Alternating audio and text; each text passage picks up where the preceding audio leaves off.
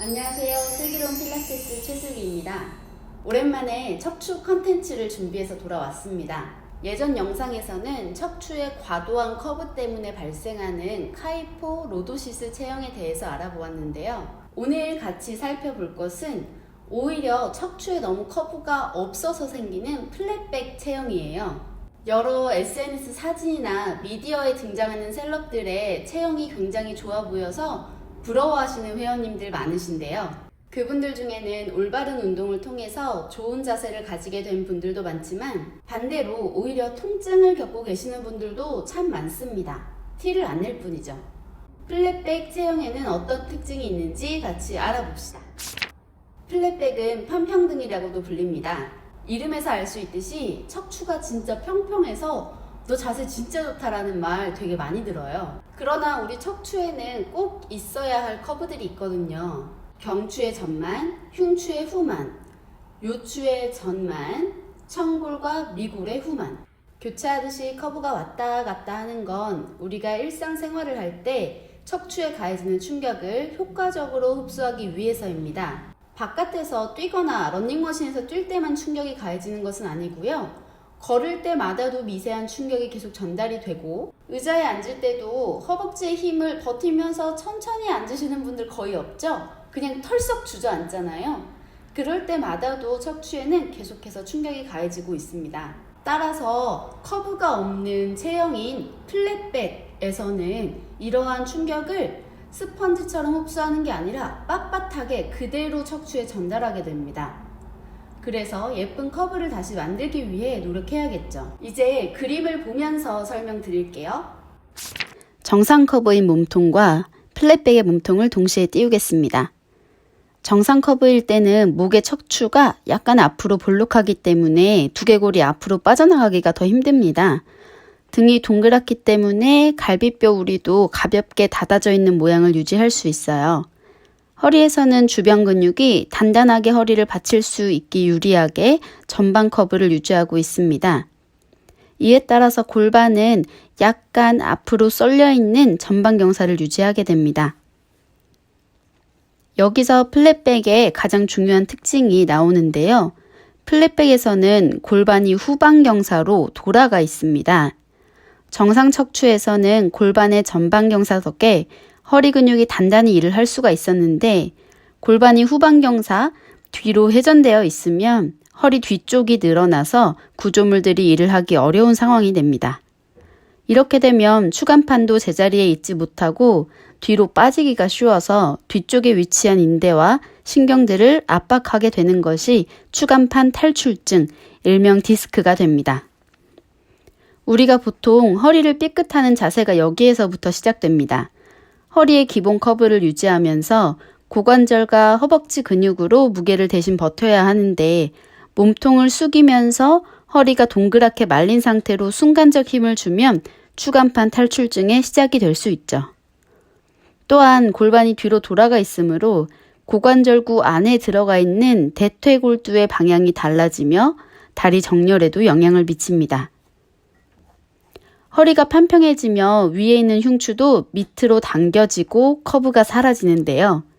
하부 흉추는 이렇게 허리와 나란히 편평한 모양을 형성하는 반면 상부 흉추는 더 각도가 앞으로 내려오게 되어서 상부 흉추부터 경추는 앞으로 밀려난 자세가 됩니다. 결과적으로 머리는 앞으로 빠져나오게 되어서 경추의 거북목 상태가 형성됩니다. 이제 골반과 허리의 정렬을 다시 한번 살펴볼게요.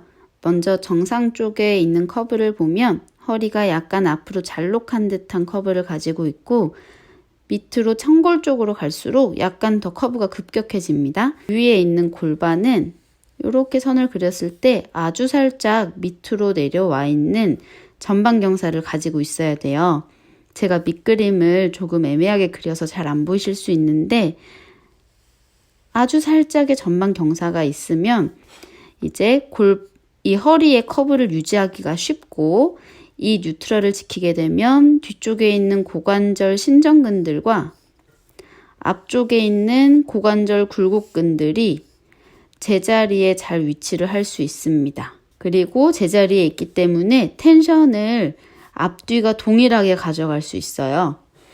그런데 플랫백의 체형을 본다면 허리뼈가 거의 직선의 커브를 가지고 있고 아래쪽에 있는 청골로 갈수록 아까보다는 훨씬 완만한 커브를 가지게 됩니다. 아까는 이만큼 잘 놓겠는데 이번엔 거의 차이가 이렇게 없게 되죠. 또한 골반의 위치가 아까처럼 선을 그렸을 때에는 이렇게 차이가 나게 됩니다. 조금 극단적인데 설명을 드려볼게요. 지금 이렇게까지 되어 있으면 이게 되게 심한 후방경사인 상황이거든요. 이렇게까지 극단적인 후방경사가 된다면 아까 뒤쪽에 있던 고관절 신전근들이 밑으로 점점 당겨지는 상황이 되니까 이 근육줄이 짧아지겠죠. 반대로 앞쪽에 위치한 고관절 굴곡근들은 골반이 계속 위로 올라가니까 점점 늘어나게 됩니다. 그러면 뒤쪽은 갈수록 타이트해지고 앞쪽은 갈수록 늘어나게 됩니다. 이런 상황에서 최대한 중립처럼 가려는 자세를 만들려면은 뒤쪽에 있는 신전근들은 다시 길이를 늘려서 스트레칭을 많이 해주셔야 골반이 위로 올라가기 쉬워질 거고요. 반대로 앞쪽에 위치한 근육들은 다시 스트렝스를 시켜주어야 골반이 밑으로 당겨지기가 쉽겠죠. 단순히 보자면 이런 원리예요. 고관절에 굉장히 중요한 역할을 하는 이 골반이 제자리를 찾기 위해서는 플랫백 분들은 앞쪽에 있는 근육들을 조금 더 단련을 시키시고 뒤쪽에 있는 근육들은 조금 더 늘려주셔야 됩니다.